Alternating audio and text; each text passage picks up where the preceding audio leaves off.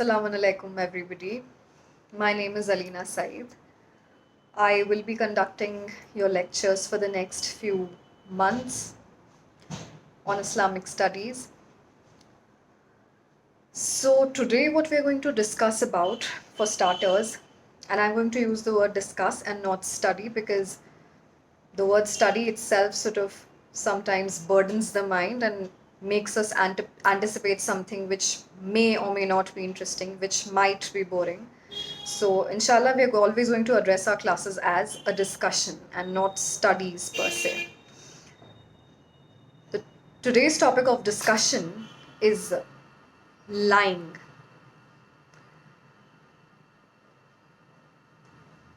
All of us, almost all of us,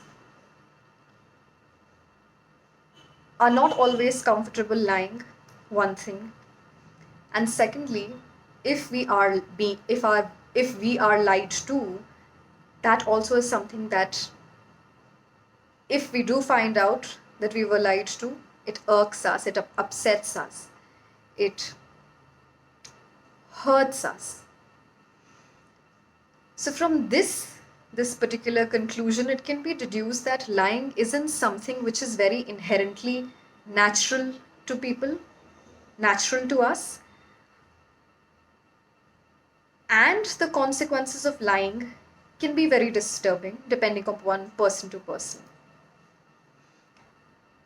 The most important thing that we need to understand and know at this particular juncture of the discussion is that Allah is not fond of lying, and Rasulullah was somebody who is so beloved to the entire world, regardless of if the person is a Muslim or a non-Muslim. They all respect him.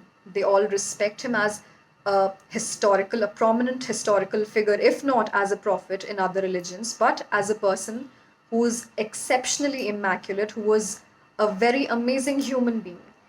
So, one of his many traits that defined him and differentiated him from the rest of the people was that he was a very truthful man.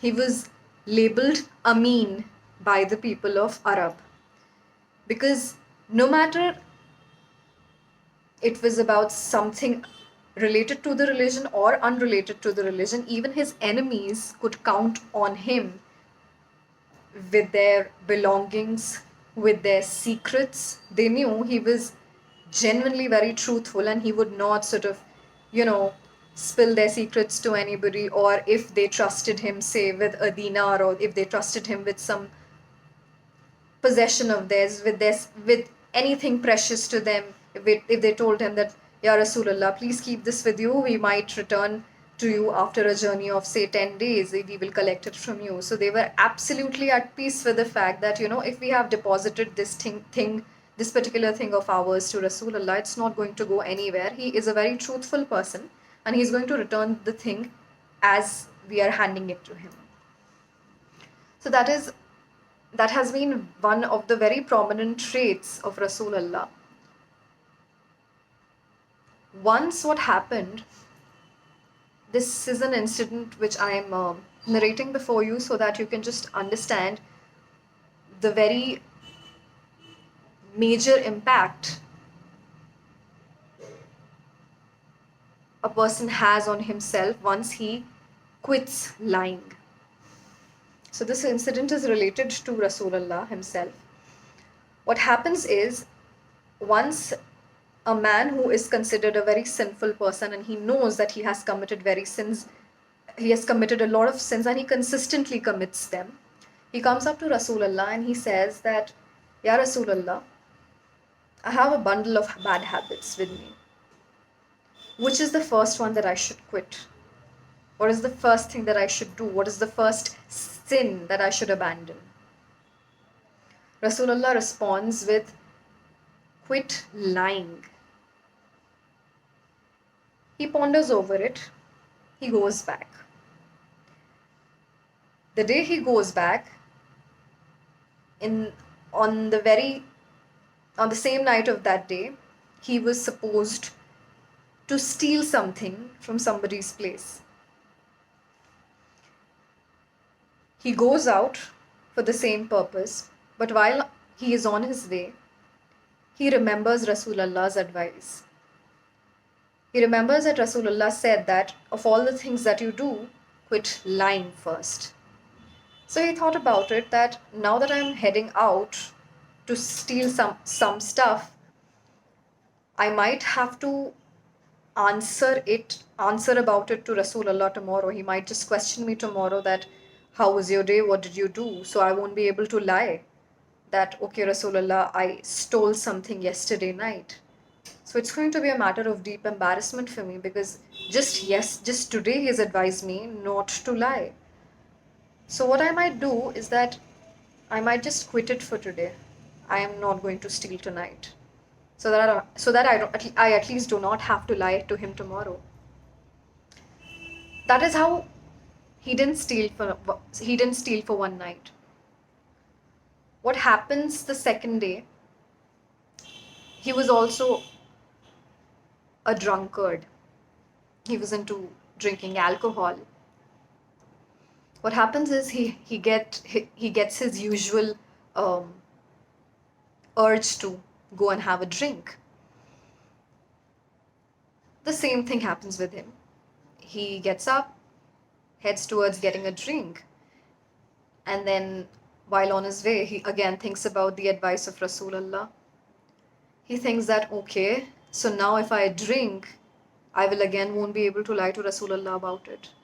And if I do tell him that I also drink, he would be very upset because we Muslims are not allowed to drink. Drinking is haram in Islam. So he thought of dropping that idea as well. So he dropped a second habit. This particular habit of eventually quitting the sin in order to not lie to Rasulullah became a habit. And it is written about this story, it is written about this particular incident that person eventually became a very good human being. Because of the fear of disobeying the Rasul of his time, the Prophet of his time, he just quit one bad quality, which was lying. And because of that, Allah helped him quit all of his sins. Most of his sins, not all, because we at some point or the other commit some or the other minor sin. So basically, the moral that we get from this story is that as per what Imam Askari alayhi salam, Allahumma salli ala Muhammad wa ali Muhammad wa ajil farajahum says, all the evil of the world is behind one door, is locked in a room, and the key to that room is lying. If I explain this particular sentence to you, that it means that every time we lie, we unlock one sin, which is the capability of doing it, the ability of doing that sin is within us. But every time we lie, we bring that sin out and we are able to perform it. Why? Because all the sins hide behind lies. For instance, a very nasty but a very, I'd say, commonplace example. For instance, there is a child who likes to dig his nose. It's a little gross, but I'm going to sort of say this anyway to explain things better to you. So if there is a child who has a habit of digging his nose, but the problem with him is that he's also very particular about his reputation among people. So he does not like anybody making fun of him because of any bad habit of his, no matter it's before his family, no matter it's before his friends. So when somebody casually asks him, oh my god, do you sort of dig your nose? He says, no, I don't. It's gross, it's nasty. Okay, so what did he do? He lied. Why? Because he was embarrassed of confessing to doing that particular thing, which is not so pleasant, which he cannot do before people, because if he does, two things will happen. Either he'll lose out on his friends because his friends is going to call him gross and nasty and they'll stop hanging out with him, or people are going to make fun of him.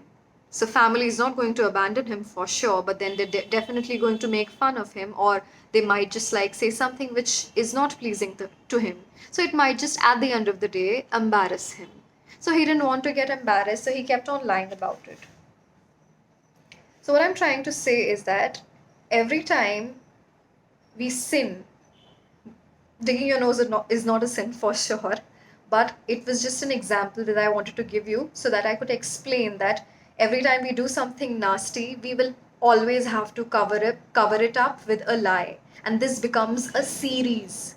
So every time we do something bad, we're going to tell a lie that okay, fine, no, I did not do it, no, I don't know about it, because we are embarrassed to admit it, because we are embarrassed that yes, okay, fine, I do it, because we know people are going to give very unpleasant reactions to my confession, so I will obviously lie about it.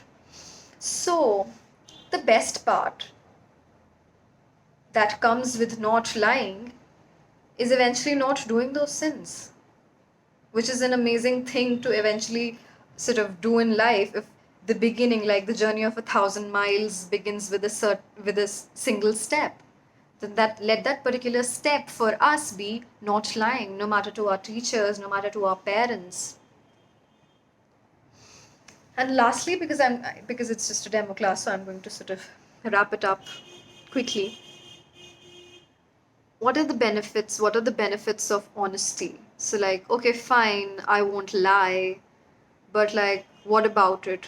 What happens if I do not lie? Are there any gains? Because we humans, like I said, inherently, we're always seeking profits and gains. So if there is something which visibly does not repay us something very attractive in return for our good behavior, we are not going to be all that motivated to do it. So, like, yeah, maybe if I do not lie to my parents and every time they find out that I did not lie and I have been a good and obedient boy and a good person, so they might as well just like fetch me a candy or like my favorite particular small toy or something like that. So yeah, if that's going to happen, I might as well just like follow your advice. Yeah, I completely agree.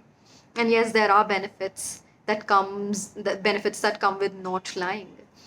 So the very major benefit which Imam Ali alayhi salam, Allahumma salli ala Muhammad wa ali Muhammad wa ajil farajahum, says that if a person is truthful, he attains three things: respect from people, love from people, and trust from people. I'll just narrate one very small incident before you about somebody who was honest about something that happened in his life and what were the results that followed. And it's actually very close to real life, so you might as well just completely trust this story to happen with you if you follow the way of the person mentioned, of the protagonist of the story. So the protagonist of the story is Ahmad. He's a very sincere and a very good boy, but lately he had been, say, watching television or watching his favorite cartoon where he developed this love for a soccer ball. So he just wanted to buy a soccer ball, and every time he used to play, he would just get reminded that I need a soccer ball, and he told his mother about it. So his mother is like, right now I do not have that sort of money that I can buy you a soccer ball because it's a tad expensive. So what you can do is that with the amount of pocket money that I give you on a weekly basis, so you might just save some amount from that money and eventually buy a soccer ball with it. So he was convinced with it, but then he was not really happy with the idea that he'll have to save and he'll have to wait for a few weeks to be able to play with his favorite toy.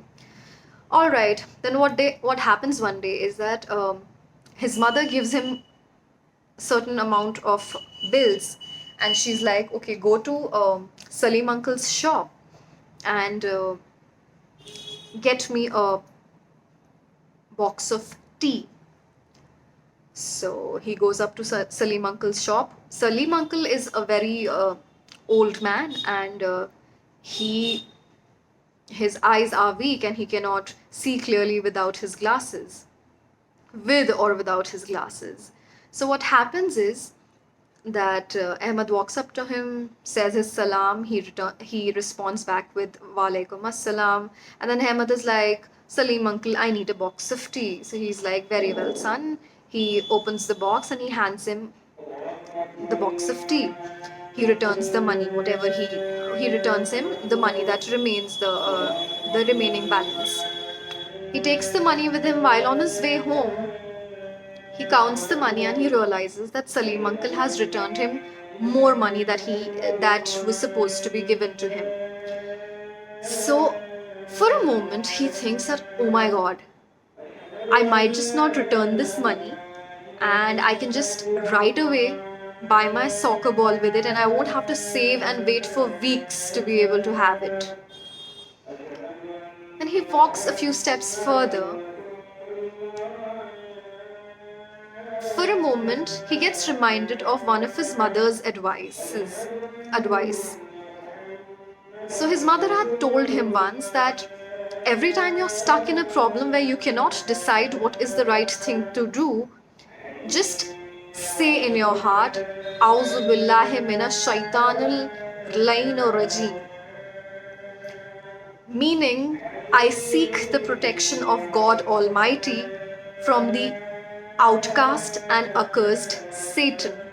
Basically, Satan was creating doubts in his mind about this very simple act that he could have done without any doubts, that he should have simply turned back and returned the money to Salim uncle. But Satan created doubts in his mind that, oh my god, now you're the owner of a certain amount of money which can fetch you your soccer ball. So when he thought about his mother's advice, he halted for a moment. And then he did his mathematics in his mind that, okay, so this is going to be very wrong because Salim uncle is so old and he trusted me by giving me, the box of tea, and he returned the money thinking that he's given me the right amount. He can't even see properly with his eyes, and I shouldn't be doing this to him. This would be wrong at so many levels. I cannot cheat him. So he goes back to Salim uncle, he returns the extra amount of money. Salim uncle becomes so happy that he's like, my boy, here's this candy for your truthfulness. He happily takes the candy from him. He comes back home, he narrates the incident to his mother. His mother becomes very delighted. She's very happy. When in the evening his father returns from the office, she tells him the entire incident, and his father is so proud of his son that he says that, okay, son, here's some money from my wallet. You can go and buy a soccer ball ASAP.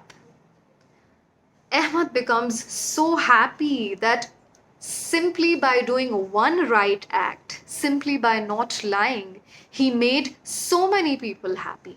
Salim uncle was happy that the boy returned him his due amount. He did not steal the money which he could have if he wanted, because Salim uncle was not even aware. Secondly, his mom was so happy that my son is a truthful son. He's so obedient and a good person. His father was so happy and proud of his son that he did such an amazing good act. And lastly, Allah was happy, his Rasul was happy, because they are the ones who eventually and firstly taught about not lying and hating the trait in people and loving the people who were truthful. So he could, just with his honesty, make happy so many people. And at the end of the day, he did not have to wait for his reward. He got his soccer ball. He did not have to wait for weeks to save from his, pocket money and then buy a soccer ball. He had it with him the very next day. There are so many rewards for somebody who is honest. Sometimes the rewards might be delayed, but eventually they do appear in our lives. I hope the lecture for today was interesting, and if we do have any doubts about it, and if we do have some incidents that we would like to share from our lives where we were honest or dishonest and we had to face the consequences of our dishonesty or honesty, I would love to hear them from you all.